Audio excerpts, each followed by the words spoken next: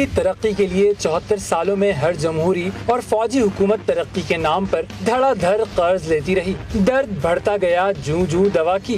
आजादी के बाद 74 सालों में अवाम के लिए लिया गया कर्ज कौम के पैरों की जंजीर बन गया। 1947 से 2008 तक मुल्क पर 6000 अरब रुपए का बैरूनी कर्जा था। 2008 में मुल्क का हर शख्स 500 रुपए का मकरूज था। 14 साल बाद अब हर शख्स 2,27,000 रुपए का मकरूज हो चुका है।